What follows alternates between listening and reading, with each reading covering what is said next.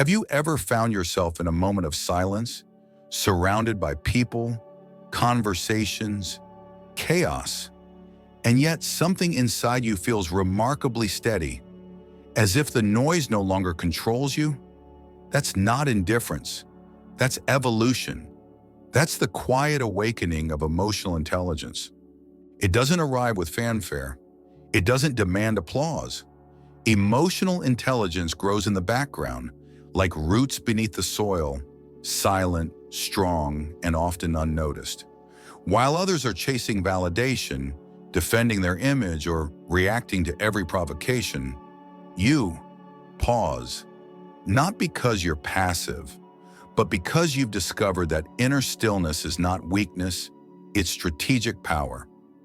There was a time when you had to be understood, when every disagreement felt like a battle for your identity. But something shifted. Now you choose peace over proving, silence over noise, boundaries over guilt, and clarity over chaos. That's not just emotional maturity. That's self-mastery unfolding in real time. You don't explain yourself the way you used to. You no longer translate every delay as rejection or every silence as judgment. You see through manipulation wrapped in kindness, and you sense energy long before words are spoken. It's like your internal radar has sharpened, not to control others, but to regulate your own presence. In a world obsessed with being heard, liked, and understood, the emotionally intelligent become rare. They are the ones who no longer perform their emotions for applause. They don't pretend to be calm. They are calm. They don't rush to fix discomfort. They sit with it, host it, learn from it, not as victims of feelings, but as architects of self-awareness. You may not have realized it. There was no grand epiphany. But these days, when someone crosses your boundaries, you no longer beg them to understand. You simply exit the room, mentally, emotionally, or physically, and you do it quietly. That's the power of clarity. That's what happens when emotional intelligence stops being a concept and becomes a way of being. This video is not about how to become emotionally intelligent. It's not a list of what to do. It's a mirror, a soft but unshakable mirror reflecting the subtle signs that you're already becoming the version of yourself you once admired in others. It's the evidence that your growth isn't loud, but it is undeniable. So if you've ever wondered why you're more sensitive to tone, but less reactive to words, this video is for you. If you've started to enjoy solitude more than validation, this is for you. And if you've quietly walked away from things that once had a hold on you, this right here is your signal. Because emotional intelligence doesn't show up in what you say. It reveals itself in what you no longer need to say, in the grace of your boundaries, in the power of your restraint, in the way you disappear from noise without losing your presence. Let's explore 10 quiet signals that show you're becoming emotionally intelligent. And chances are, by the time we reach the last one, you'll realize you've been evolving far more than you ever gave yourself credit for. You know you've changed when something frustrating happens, and instead of firing back, you simply breathe. That pause, though silent, is revolutionary. It's not hesitation, it's wisdom. The moment you no longer let emotions hijack your responses, you've stepped into emotional intelligence without even realizing it. There was a time when your reactions were immediate, like a spark meeting gasoline. Words would fly, regret would follow, and peace would always come last. But now you've created a gap, a sacred, invisible space between stimulus and response. And in that space, you found your freedom. This pause is not weakness. It is the most advanced form of strength because it means you've interrupted your own programming. You no longer run on emotional autopilot. You evaluate, reflect, and only then decide how to respond. This isn't about suppressing how you feel. It's about protecting what you've built, your balance, your clarity, your inner world. In a reactive world, restraint is misunderstood. People might see your silence and assume you don't care or that you've given up, but you know better. You've come to realize that reacting to everything isn't power. It's slavery to every emotion that comes your way. Now you choose your battles. More importantly, you choose your peace. Marcus Aurelius wrote, "You have power over your mind, not outside events. Realize this, and you will find strength."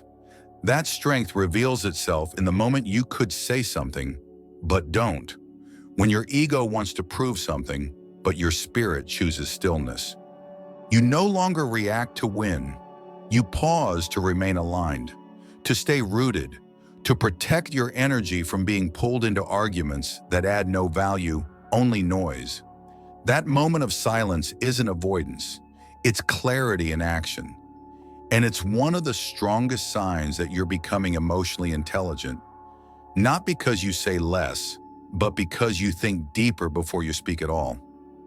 There's a quiet evolution happening when you no longer feel the urge to correct every misunderstanding. When someone twists your words or throws subtle jabs, and instead of stepping into the arena, you simply let them. Not because you've given up, but because you've outgrown the need to win. Emotional intelligence reveals itself in how we handle disagreement. In the past, every argument was a stage, an invitation to prove yourself, defend your logic, and claim your dignity through verbal victory. But now you understand that being right is not always worth being disturbed.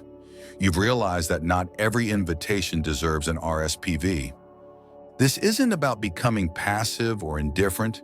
It's about selective engagement. You're not avoiding truth. You're choosing peace. When you've done the inner work, you no longer need to convince the outer world. The battle to be understood has become less important than the sanctuary of staying centered. Winning arguments might inflate your ego, but losing your calm, your focus, your self-respect in the process, that's a cost you're no longer willing to pay. Your silence is not weakness. It's proof that you've moved from ego to essence. Seneca once said, "A quarrel is quickly settled when deserted by one party. There is no battle unless there be two." You've stopped being the second. You're not abandoning truth.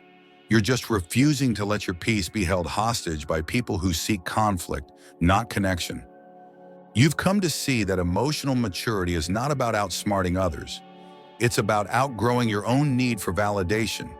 You no longer need to be the loudest to be clear. You no longer need to be agreed with to feel secure. And that stillness inside you, so often misread as weakness, is the very thing that now protects you from unnecessary chaos. This is not retreat, it's mastery, the kind that doesn't need a mic to be heard. Because when you're truly rooted in who you are, silence becomes your sharpest sword, and walking away becomes the highest form of winning. There's a subtle shift that happens when you stop reacting to manipulation. Not because you didn't notice it, but because you finally do. You begin to see through the compliments laced with control, the questions designed to corner you, the concern that smells like surveillance. And you don't explode, you just observe, quietly. That's not naivety, that's clarity. The emotionally intelligent no longer play in psychological puppet shows. They cut the strings, not with fire, but with focus. You realize that exposing someone's game is often less effective than refusing to play it. And so you exit, not with noise, but with a knowing. In the past, manipulation might have hooked you through guilt or shame, or the irresistible pull to explain yourself. But now you can spot the energy before the words even finish forming. You feel the temperature drop when a smile carries an agenda. You hear the dissonance when someone's tone doesn't match their timing. And instead of calling it out, you choose something stronger, emotional distance. Marcus Aurelius wrote, "The best revenge is to be unlike him who performed the injury." That includes refusing to dance with deception. When someone wraps control in kindness, you see it as it is. When they play victim to shift the blame, You no longer rush to rescue, and when they twist reality, you don't twist yourself trying to untangle it. You simply don't enter the mess. Emotional intelligence isn't just about compassion, it's about discernment. And part of discernment is recognizing that some people speak in patterns, not truth, that their words are shaped to fit their needs, not the facts. You no longer argue with false premises, you just walk around them. This isn't coldness, it's wisdom. You've learned that the real power isn't in confrontation, it's in detachment. Because when you stop making emotional drama, your battleground, manipulation, loses its only weapon, your reaction. You don't need proof. You don't need witnesses. You just need your intuition and the courage to follow it in silence. That's emotional intelligence, the kind that sees without staring, that understands without explaining, and that escapes the trap without making a sound. One of the quietest signs of emotional intelligence is the ability to sit with discomfort and not outsource it. You no longer look for someone to blame, distract, or rescue you. You don't rush to numb the ache with noise, entertainment, or external validation. Instead, you sit, you stay, you host your discomfort like an uninvited guest, calmly, consciously. In the past, every uncomfortable emotion sparked a search for escape. You'd scroll, binge, vent, explain, or lash out. Not because you were weak, but because you hadn't yet built the inner infrastructure to hold what hurt. But now, you breathe into it. You give it a name. You don't identify with it, but you don't abandon it either.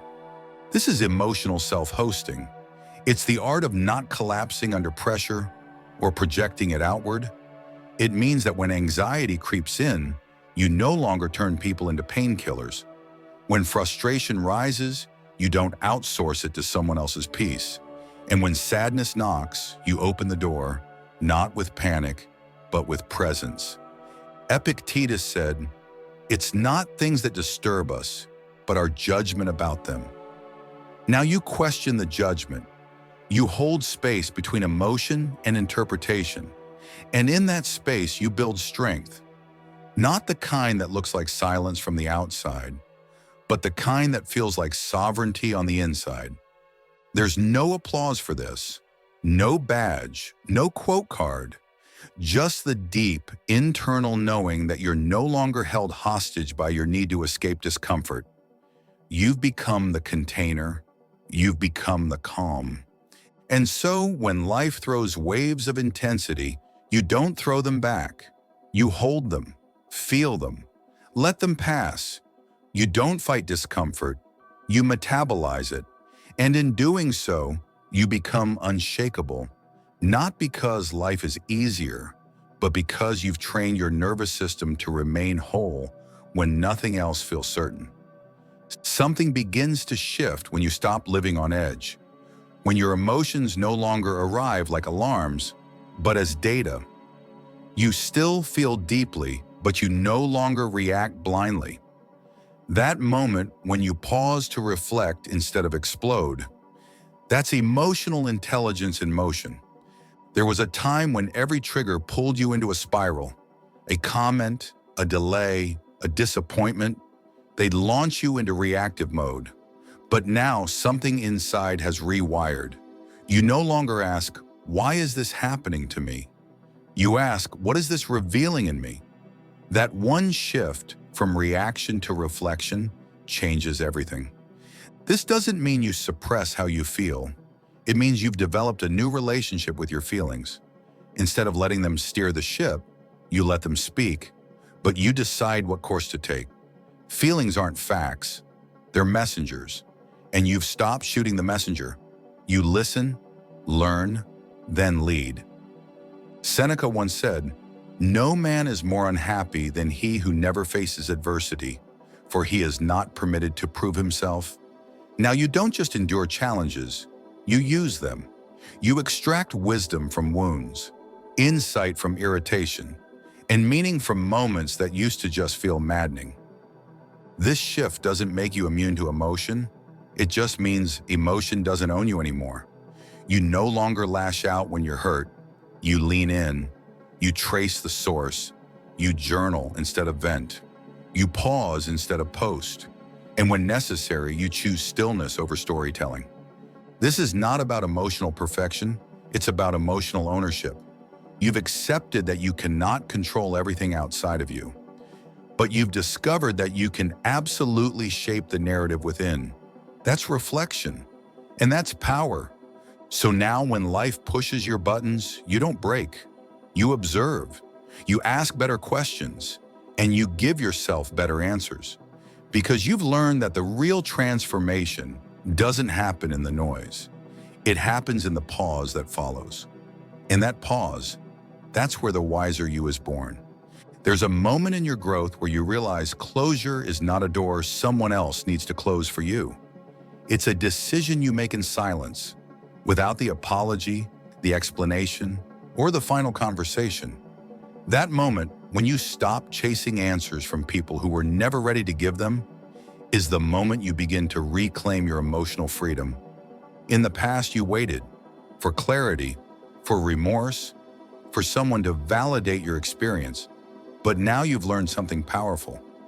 Not all closure comes from dialogue. Sometimes it comes from detachment. You don't need to revisit the pain to validate it. You don't need someone's confession to forgive them, and you don't need someone's permission to let go. This is emotional intelligence at work. You've accepted that some people will rewrite the story to protect their ego. Some will deny, deflect, or disappear, and chasing them only keeps you tied to the version of yourself that still needed their validation. But you've evolved. Now, instead of chasing closure, you create it. Marcus Aurelius reminds us, you have power over your mind, not outside events. Realize this, and you will find strength.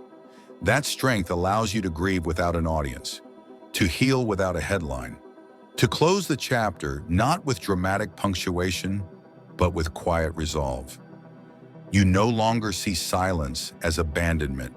You see it as a canvas, a space where you can rewrite your story, not based on what was done to you, but on what you choose to do next. Closure is no longer something you beg for. It's something you embody. You've stopped knocking on locked doors, not out of bitterness, but out of wisdom. Because now you know some things end without clarity, and that's okay. You don't need their ending to begin your becoming. There comes a quiet turning point in your emotional journey when you start saying no without a side of guilt, when you stop explaining your limits like they need permission, and when you begin choosing peace not just for weekends or vacations, but as a daily boundary. That moment signals something deep. You're no longer setting boundaries to punish others. You're setting them to protect yourself. In the past, saying no felt like betrayal, like you were failing people, disappointing them, being too much or too distant. But now you understand something different, that people who truly care about you will adjust, not abandon you.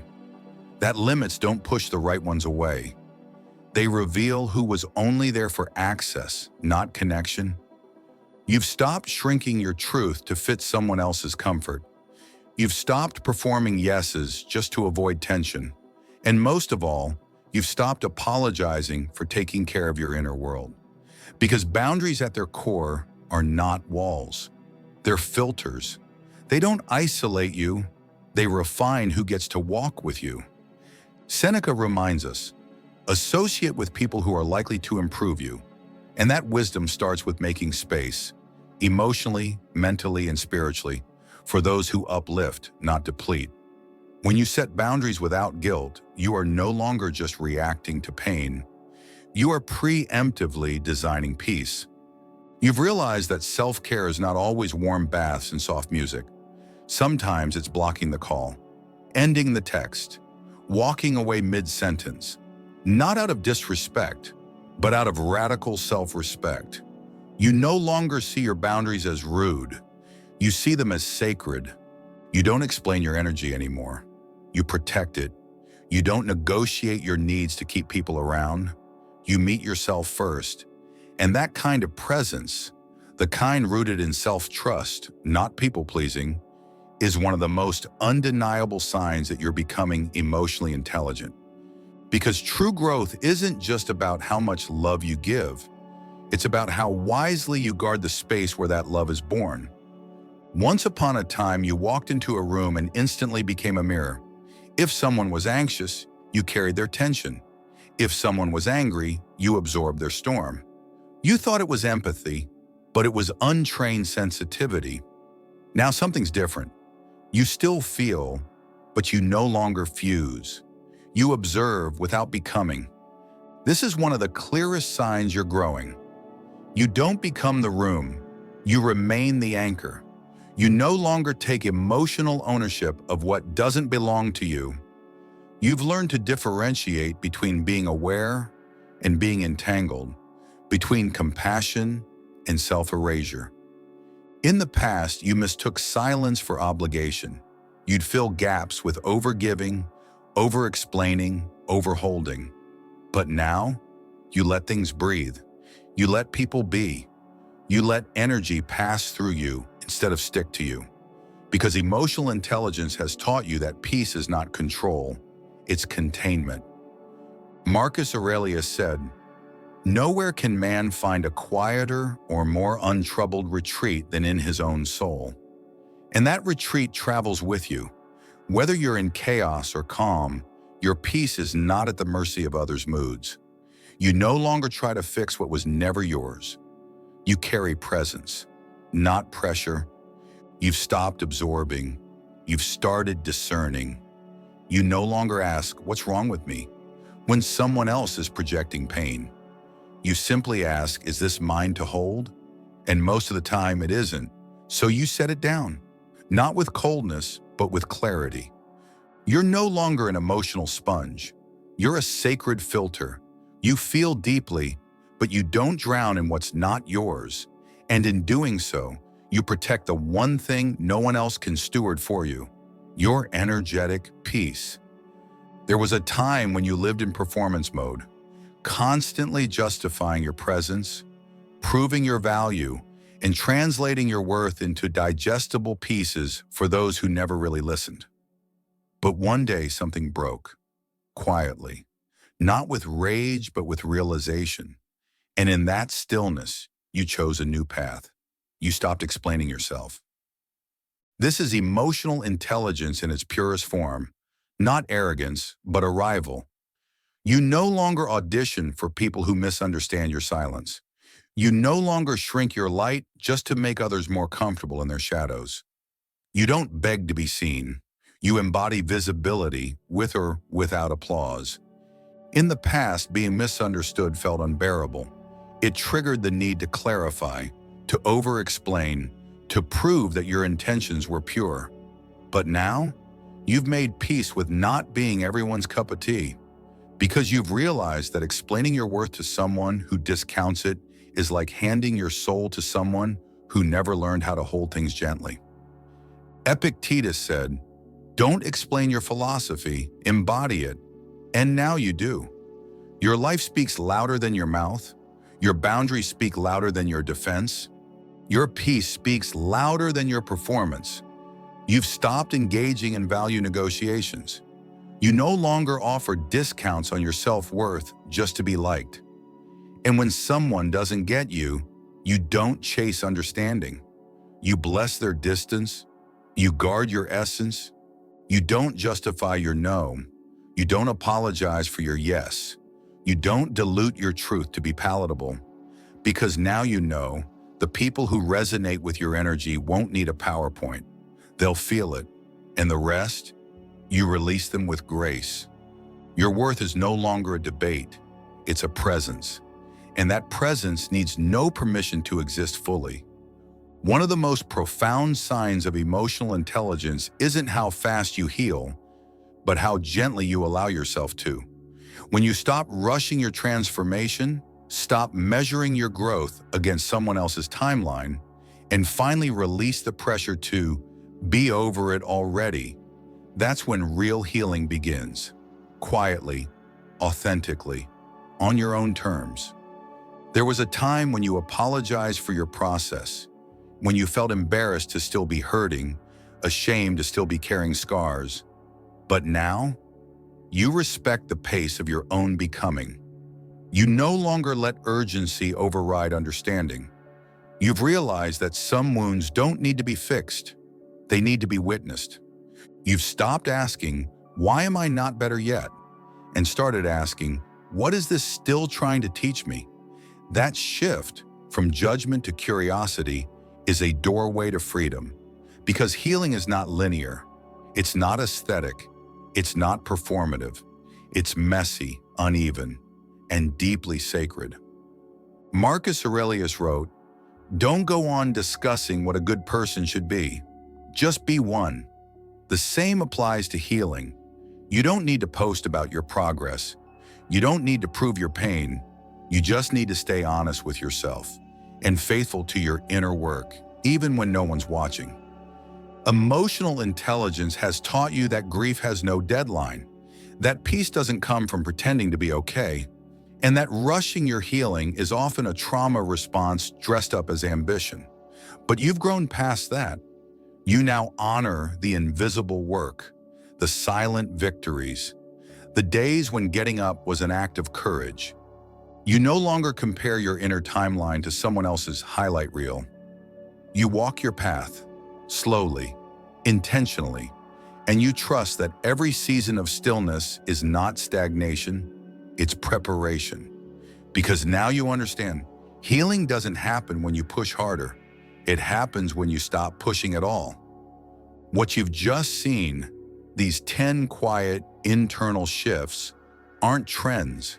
They're transformations, not the kind you broadcast for validation, but the kind you live through in silence. This isn't self-help, it's self-honoring. And in the heart of it all, Stoicism doesn't just applaud emotional intelligence, it cultivates it.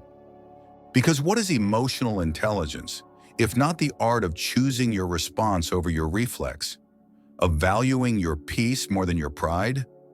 Marcus Aurelius didn't need therapy speak or viral sound bites. He had presence, stillness, the capacity to hold discomfort without leaking it onto the world. Epictetus taught, if someone succeeds in provoking you, realize that your mind is complicit in the provocation. That's not just philosophy, it's practice. The emotionally intelligent don't just master emotion, they master attention. They guard the doorway of the mind with brutal kindness. They don't numb, they notice. They don't react, they reflect. In a world addicted to urgency, Stoicism reminds us of the sacred pause. In a culture obsessed with being understood, it teaches the quiet power of understanding yourself. And where modern advice says, express everything, the Stoic says, examine it first. This isn't about emotional suppression, it's about spiritual stewardship. You don't ignore the wound. You don't broadcast it either. You sit with it, study it, sculpt something worthy from its lessons. The Stoic doesn't resist emotion, they refine it. They don't fear feeling, they funnel it through virtue. So if you find yourself growing quieter, but clearer, softer, but stronger, slower, but more certain, you're not losing your edge. You're becoming precise, focused, intentional. You're becoming the kind of person who leads without loudness, who heals without performance, and who embodies peace not by escaping life, but by mastering how you move through it. This is what Stoicism has always offered. Not armor to block pain, but tools to transmute it. And in doing so, it gives you something deeper than success or survival. It gives you sovereignty, the kind that can't be stolen, sold, or shaken. So if you've made it this far, maybe it's not just because you're curious about emotional intelligence. Maybe it's because deep down, you already feel it unfolding inside you. The pause before the reaction, the silence where there used to be a scream, the calm where chaos used to reign. That's not accidental. That's evolution. And it's not loud. It's not dramatic. It's not something you'll always be praised for, but it is something you'll thank yourself for. Every time you walk away from a situation that once consumed you and realize you're still whole, still grounded, still you. So now I ask you, how many of these signals do you recognize in yourself? Which one hits you the hardest? Drop it in the comments, not for validation, but as a quiet confirmation that you're on the path. Your presence might just echo loudly into someone else's healing. And if this message spoke to your soul, even in a whisper, don't keep it to yourself. Share it. Because emotional intelligence isn't taught in classrooms. It's modeled. It's witnessed. And sometimes a single video plants the seed that blooms in silence. If you're building peace from the inside out, know this: you're not alone. This community, the Stoic Viva tribe, is built for souls like yours. Thoughtful, resilient, quietly wise. And if this video resonated, there's more waiting. The next one will take you deeper, not through effort, but through stillness. It's called The Art of Doing Nothing. A quiet lesson on how true power isn't always in action, but in presence, in not reacting, in simply being. So go ahead, subscribe if you haven't, and turn on the bell so you don't miss what's next. Because in a world addicted to doing more, the real revolution is learning how to be.